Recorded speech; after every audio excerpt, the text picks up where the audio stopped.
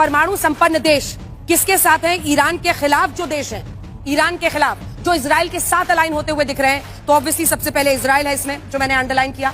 अब देखिए अमेरिका खुलकर साथ दे रहा है, हालांकि अब खुद वो कह रहे हैं कि 2 सप्ताह तक हम कोई बड़ा फैसला नहीं लेंगे। वहीं तीसरी तरफ देखिए फ्रांस भी ईरान के खिलाफ खड़ा दिखाई दे रहा है। और वहीं अगर आप यूके को भी देखिए तो यूके का यही रुक रहा है। तो ये 4 ऐसे मुल्क हैं जो खुलकर ईरान के खिलाफ हैं। अब परमाणु संपन्न मुल्क जब फैसले लेते हैं और अगर स्थिति खराब होती है तो उस पर चर्चा होती है, क्योंकि आपको ये तय करना। अब ईरान के साथ कौन कौन है खुलकर देखिए।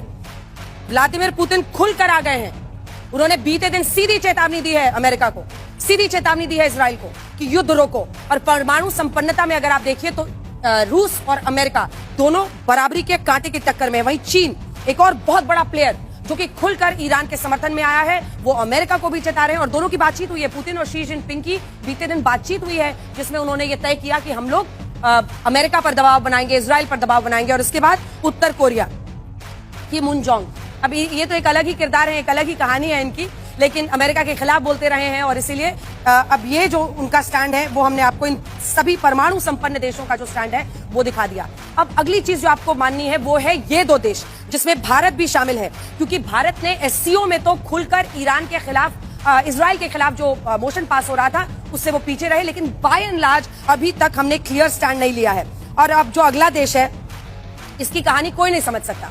आसिम मुनीर जो इनका तथाकथित फील्ड मार्शल है, वो जाके ट्रंप के सामने जी हजूरी भी करता है, यानी अमेरिका के भी पास कटोरा लेकर जाता है। लेकिन जब ईरान की बात आती है तो मुस्लिम बिरादर के नाम पर खुलकर उनके खिलाफ भी नहीं बोल पाता है। तो इसकी तो एक अलग ही विडंबना है जिसका सामना आप करना है। अभी तो मुनीर अभी पाकिस्तान जब लौटेगा और वहां के बड़े बड़े जो मौलाना है ना, वो सामने खड़े ऐसे तन के कि ऐसे वक्त पर जब ईरान को अमेरिका धमका रहा है, तू गया कैसे अमेरिका के पास, डोनाल्ड ट्रंप के साथ तुमने लंच कैसे किया। तो ये खैर उनकी मुसीबत है। लेकिन अगली चीज जो आपको जाननी जरूरी है वो ये है कि नतान्ज, ये तमाम जो न्यूक्लियर प्लांट्स है, परमाणु ठिकाने हैं, वो हम आपको इस वक्त दिखा रहे हैं। ईरान का ये मैप है और उसी पर आप उनके परमाणु ठिकाने देख रहे हैं, जिसमें नतान्ज जहां पर हमला किया इजराइल ने, नतान्ज पर हमला वो कर पाए हैं। लेकिन ईरान की सबसे बड़ी बात है, सारे उसके न्यूक्लियर प्लांट्स जो है वो अंडरग्राउंड बंकर्स में है, वो अंडरग्राउंड बंकर्स में बनाता है। और इसीलिए सबसे बड़ा चैलेंज है, अगर फोर्डो न्यूक्लियर प्लांट पर हमला करना है तो इसके लिए अमेरिका की मदद जरूरी है, क्योंकि इजराइल के पास ऐसे बॉम्बर्स ही नहीं है जो जमीन के नीचे जाकर इतना हमला कर सके। अब अगली चीज जो हम आपको दिखाने वाले हैं, जिससे ये साहब को देखिए, डोनाल्ड ट्रंप जी हैं, इनका आपको सुना देते हैं जल्दी जल्दी। 13 जून ईरान समझौता करे, आगे हमले और भी क्रूर होंगे, मतलब डरा रहे हैं ईरान को। अगला लाइए, एक दिन का इनका हम लोगों ने बयान निकाला है। ईरान समझौता करे, उसके 14 दिन को कहते हैं कि इजराइल के हमले शानदार हैं और हमले होने बाकी हैं।